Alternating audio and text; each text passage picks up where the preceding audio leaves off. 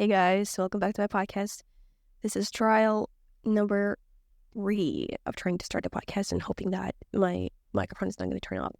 Anyway, how you doing? It's a sunny day here in St. Petersburg, Russia, which is crazy because when does that happen? Happens never. Happens once in a lifetime. What is this episode going to be about? I want to talk about my Elon Musk obsession and Grimes and Elon Musk. And do you know, you all know who Elon Musk is. Grimes is not as popular as Elon Musk, but I know everything about those two people. And for what? I think having all of this knowledge and not sharing with people is a crime. Frankly speaking, I got all of this knowledge from other people, but it doesn't matter. But I just want to walk you through my obsession with Elon Musk and then how it slowly disappeared and turned into an obsession with Grimes. Who would have thought this is going to be a turn in my life? Sorry, but this is the start. So, I get obsessed with Elon Musk, and I generally learned about Elon Musk when I was around 13, 14 years old, I think. I mean, I obviously I heard about, Tesla, and I heard about, what else is he doing? Oh my gosh, I literally forgot everything about Elon Musk, because, right now I'm not obsessed with him. I forgot about him. This man does not exist for me. I'm sorry. Anyway, remember when I said I got really isolated when I was 14, 15? So the thing that happened to me around that time is that I became really obsessed with the idea of finding meaning of life and trying to live in accordance with some sort of principles instead of just existing. Because it's I had this realization oh my gosh, we exist on the planet Earth and this giant rock that is just flying around in infinite universe, and what are we supposed to do about it? There is no meaning in life. That's what I got into nihilism for the first time when I was 14. Right, and for some reason, my weird search got me into Elon Musk because I seen his interview online where he was talking about the fact that the reason why he's creating all of these companies, and the reason he's creating this space exploration companies, the reason he's creating this climate change companies, just like Tesla, right, just have more electric cars and all of that, is because he wants to make the world a better place. But also he doesn't really believe that the Earth can become a better place. He just wants to actually get to Mars because he thinks that if humanity becomes an interplanetary species, then there's a high chance of us surviving the AI apocalypse. Overall, this is the reasoning. And I was like, damn, that is so valid. So, what happened is that I started to really get into Elon Musk lore. I read his entire biography. I read, first I read Wikipedia. I read pages about him. I was like, Elon Musk is so smart. I want to be like Elon Musk. I'm gonna be like Elon Musk. That was my thinking. Then I read this book that is called Elon Musk something, which is, I believe, written by Ashley Vance, and it's basically an autobiography of Elon Musk written by a journalist.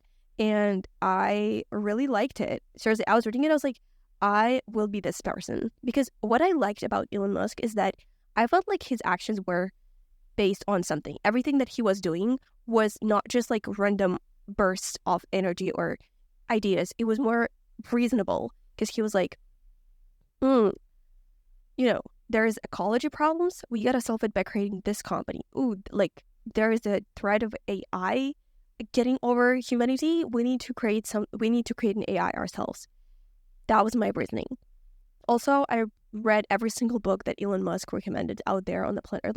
My thinking was right. So I remember I wanted to become really, really smart. So I was like, if I'm going to read the books that smart people read, I'm going to become as smart as that. Right? It's just that was my reasoning. And so he recommended so many books that I actually think are good. His favorite book is Hitchhiker's Guide Through the Galaxy by Adam Douglas, and it's also low-key my favorite book. Well, I don't know. It's probably my favorite fiction book because it's hilarious and it's fucking amazing, and I love British humor. And also I've never read any book that is even a little bit similar to that one. There are other books by Adam Douglas. There is nothing that can compare to Hitchhiker's Guide to the Galaxy. It is peak, it is core, it is quintessence of existence. Anyway, I also read Benjamin Franklin's autobiography, which Elon Musk recommended. I read basically almost every single book that Elon Musk recommended, and I got obsessed. I got obsessed because I was like, damn, this man's so smart. I want to be like him.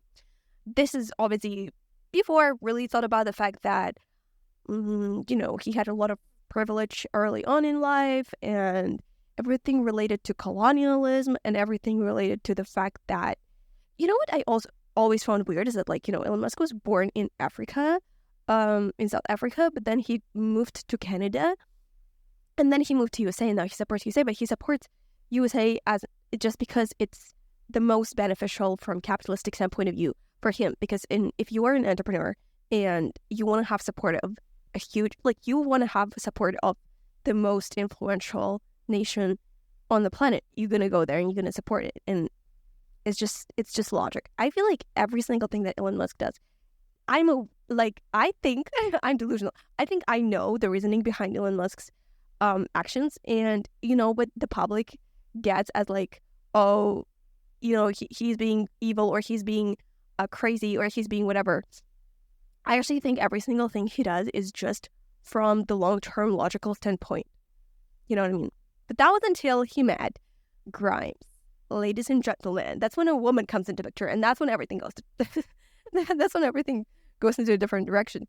Anyway, so yeah, for me, that was I was really obsessed with Elon Musk. And also I found at some point this blog which is called Wait by Why by this guy. Oh my gosh, what's his name? You can Google waitbywhy.com. It hasn't been really active for a long time because the guy who runs it decided to write a book. But anyway, I was obsessed with that blog, and I've read every single fucking entry on it. And I was also really obsessed with rationality. And there's rationality is very much related to AI. And there's this book called Methods of Harry Potter and Methods of Rationality, which is basically a fan fiction book that is written by this AI specialist rationality guy, Julius Yudkowsky, and he wrote a lot of not papers, but different articles about what is the best approach with AI and what Elon Musk thinks about AI and all that. And for me, it was just interesting at that point in my life. But back to Wait by Why. I just read a lot of blogs like this when I was literally 15. I remember I was going on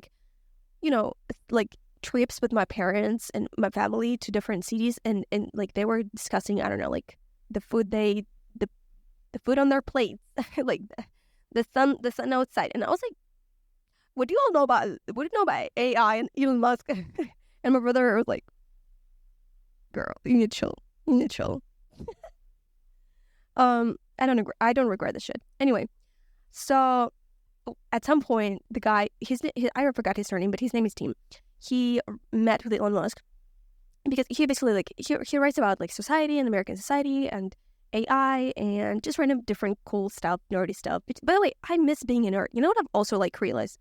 I miss being a nerd so fucking much because I was a hell of a nerd for a long time. I think from 14 to 19, I was a nerd, the nerdiest person in life.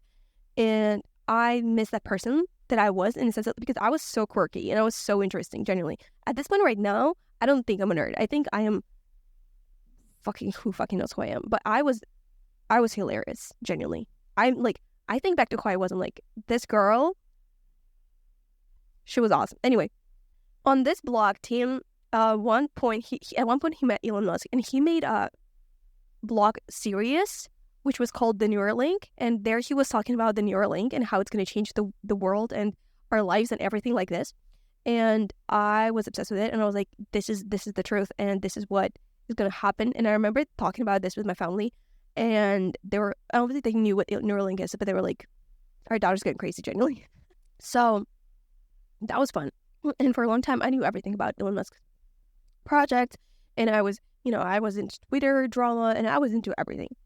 And I genuinely supported what he was doing, and I thought it was great. Until he literally, I don't think he became crazy, but I think he became a little bit crazy. Or maybe I just extrapolated the way I look at him.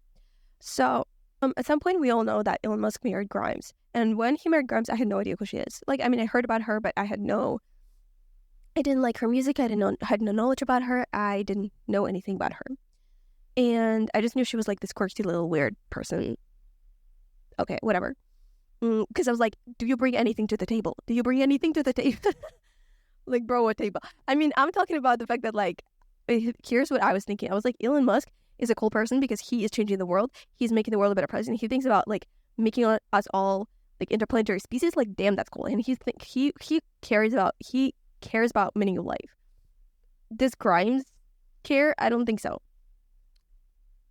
Anyway, and at some point, I had, like, some things happening in my life that I completely forgot about. Elon Musk, I completely forgot about everything he was doing. I stopped caring about him. I just had, my personal issues to work through. I didn't have the time to think about Elon Musk. I'm sorry, my man. Like, I abandoned you. Like, I know it's great. Like, I'm sorry. But when I remembered who Elon Musk was, it's like, oh my gosh, what's happening? He married this weird girly, and they named their children with numbers and letters. Like, what? Loki won the same. Anyway, at some point, here's another person that is completely unrelated that comes into a picture with my history of Elon Musk and crimes, and that is Penelope Scott, because she has affected my evaluation of this whole feud in my life, in the way I look at Elon Musk, and that phenomena. I'm gonna call it a phenomenon. Elon Musk is a phenomenon in my life personally. He's like Jesus Christ, Anyway, so I remember that I was really heartbroken. I was going through a breakup, and I stumbled upon this girl called Penelope Scott and her songs, and her songs are fucking fire, and y'all should check them out. And she basically produces and makes all of her songs in her own studio by herself at home, and that was kind of cool. And her songs they're very lefty. Like, there's a lot of what some people might call, like, leftism propaganda, but I wouldn't call it this way. I think it's just basically she has a very interesting song that which I don't know if it's true, but this is what I read on Genius. The lyrics explanations is that basically it's kind of like a take on Elon Musk and how she used to be obsessed with him, and then she got disappointed, and the same way as she was obsessed with her lover, and then she got disappointed. And I was like, damn, that's story of my life, you know what I mean? Anyway, so the song is called Red, and you can check it out. And this is like, bro, this song is phenomenal. Wait, is the song Red? Oh my gosh, I cannot embarrass myself like this right now. Wait, guys, I need to check. Yes, this song's called Red. It's one of her most popular song, and the song is amazing. So I just want to quick lyrics analysis. Let's do it. So let me just grab my notebook. Okay. I come from scientists and atheists and white men who kill God. This is like me being obsessed with science and atheism, which, by the way, I was really a long time. If you ask me right now, what's my religion take? Like, who do I believe in? Do I believe in God? I don't know. But for a long time, I was an atheist, and I really liked a lot of atheists, like bloggers, and obviously I read all Richard Dawkins. And right now, I mean, I guess I'm agnostic or something like that. But, like, that's just not getting into there. Sorry now. They make technology high-quality, complex physiological experiments and sacrilege in the name of public good. They taught me everything just like a daddy should. So this is like, in the name of public good, it's like I'm creating all of these companies and making all of this to make the world a better place. And that's the same thing as, like, that was my thinking. But my thinking was really not much about, like, make it a world a better place, but more of, like, caring about the meaning of life and how the only way to get to know it is to expand our species and become interplanetary. Which is like, is this really the best way to think about this? But, like, also my another thought was like, oh, we just trying to create like we need to get to know aliens so that they would do us. I'm so fucking sorry. Anyway, and you were beautiful and vulnerable and power and success. Goddamn, I fell for you. Your flamethrowers, your tunnels, and your attacks. So this is obviously about Elon Musk, but then also it's like falling in love with someone. And then I studied code because I wanted to do something great like you, and the tragedy is half of it was true. Which is like, oh my God, this is basically like how, when I was reading a biography by Elon Musk, he's obviously, like, the first and foremost, he is a programmist. And the second thing is he's an entrepreneur. And he's a software engineer. And I was always bad at coding. I was never good at coding. I was never like, oh, let me write a fucking program, a fucking game in Python. And I kind of, for like, a little bit felt inferior to these people who are good at coding because my entire life I was told that this is like a superior thing, which is, by the way, fuck you. If you're like, coding is the only important thing on the planet Earth, check your ego. Like, that's my opinion. Anyway, but then, let's continue the talk. And then she goes, but we've been fucking mean. We're elitist. We're as flawed as any church. This is like basically saying like how atheism is also a faith, and it kind of turns into you, instead of really trying to be rational and be scientific about something, you just believe in something because at this point you're trying to prove a faith, and how atheism becomes also this sort of like weird cult instead of being like a smarter and peaceful person in the room. Anyway, and then she goes on into everything about literally everything, and then like what did I just say? I fell for circuit boards, rocket ships, and pictures of the stars. If you could only be what you pretend you are. Anyway, and then she goes on to talk about everything, and how, and she talks about basically how this whole idea of marketing yourself as a world savior is really just a marketing strategy, and this is the way to make more money. So after, and this I think is also related to the fact that like her songs, Melody Scott's songs, are very electronic and very like, yeah, they're electronic. There's nothing else to it. And this is not the type of music that I used to listen to. But her songs just really spoke to my heart and my soul, you know what I mean? And I was like, yeah, might get into this. But I still, even though I like this music, I was still kind of like, I spied my little eye on Elon Musk still. I was like, I'm going to check on them. Because for me, I have a weird thing where when I feel unproductive or lost or, I don't know, just weird and sad or whatever, I'm like, what is Elon Musk doing right now? Or I have a thing that's like, what would Elon Musk do in this situation when I feel conflicted? I literally like, I'm crazy. Anyway, and sometimes it helps me because I'm like, okay, at least like I'm not the only one who's suffering, because Elon Musk has to take care of all of these companies and, people thinking things about him and also blaming him for not being the best person out there. And then he also has to like take care of Grimes on a daily basis. Anyway, now let's talk about Grimes. By the way, they already divorced. I don't know what happened really there, but they have 2 children now, a girl and a boy. I don't know. This is like lore, guys. You here for this or not? Anyway, at this point, let's talk about Grimes and forget about Elon Musk, because who cares about Elon Musk really?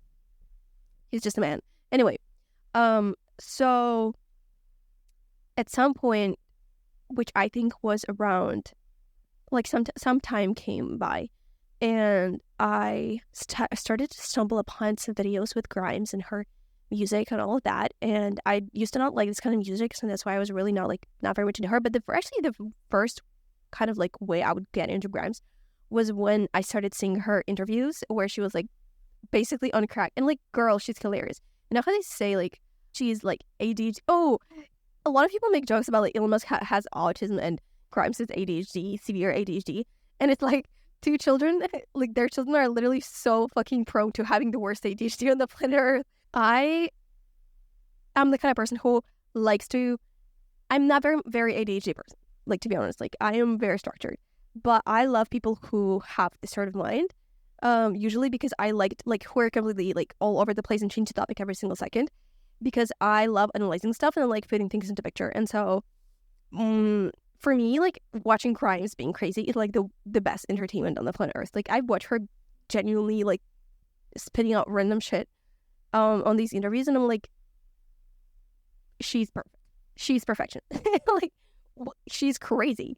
In one interview, she said like, oh, I eat like, when I wake up, I take a coffee cube with sugar, and then I go to sleep, and when caffeine is like melting in my body and gets into my bloodstream, and then I wake up and then I start my day.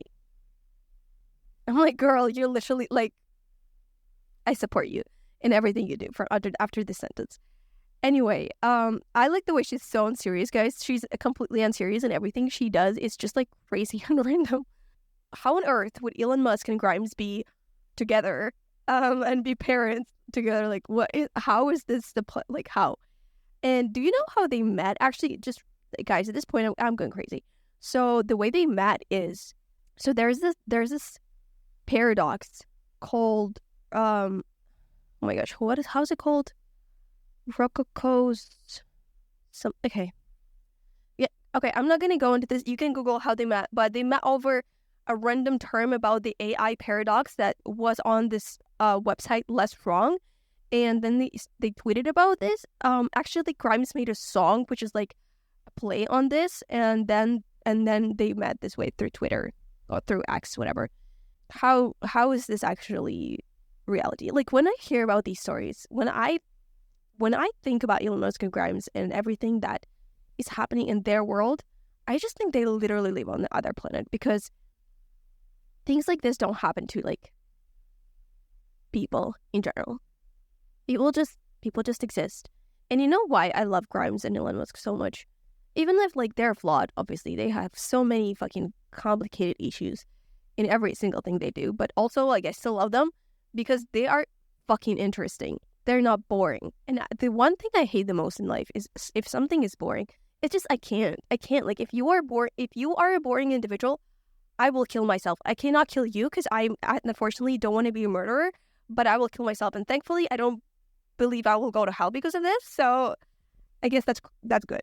Anyway, how did we get here? Yeah, and so after that, I also really got into like, I'm to be honest, I haven't really listened to many Grimes songs, but they're her most popular songs. I love the way they all have a sort of like a double meaning. So, or it's not something you would expect. So, for example, her most popular song, "I Believe In," is actually about a sexual assault that she experienced.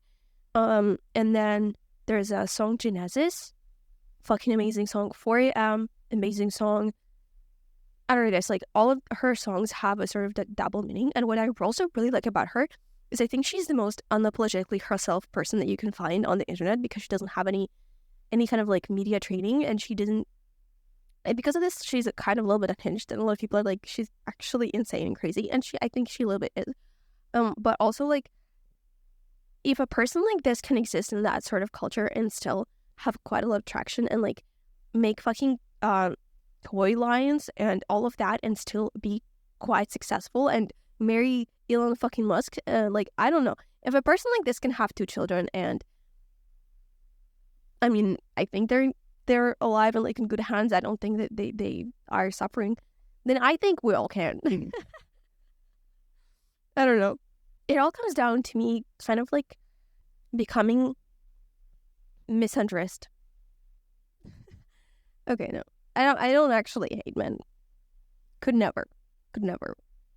I think this all kind of relates also to the fact that my idea of what is valuable and what is a like sort of like good thing to do on the planet Earth, so that would make sense and it wouldn't be useless as it was in my head, is it really shifted from this idea of like, so remember how I was so obsessed with Elon Musk, and because I thought he was doing something meaningful, he's doing something that's going to be of reason, and it's not just going to be like, oh, random thing I like. And then it completely shifted to this like Grimes perspective, which is I just do whatever the fuck I like, and I don't care whether it has any impact, any traction, any meaning, if anybody even likes who I am.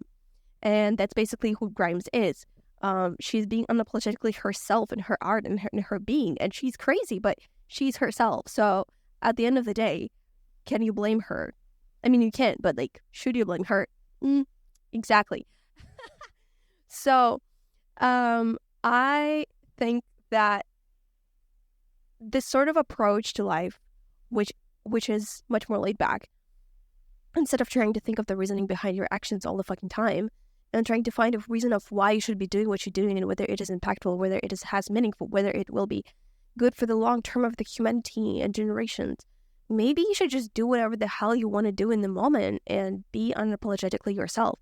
And this is also me embracing the fact that art is no lesser form of existence than entrepreneurship or science or anything else that you could be doing. I think this is like the point where you realize that it is not bad if you just want to create art and do nothing else.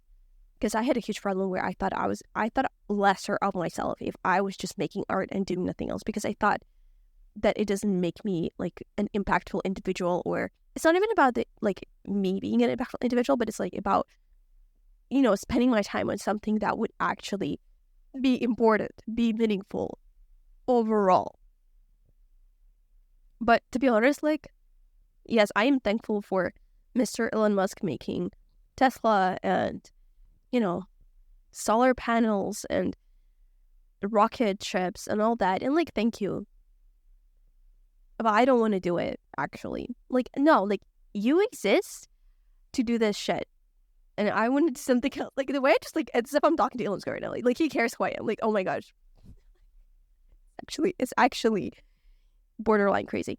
Anyway, at the end of this long and meaningful conversation lore, I hope you now feel much more educated and intelligent, since you know everything about Elon Musk and Grimes that you really need to know. Like, genuinely, that's it.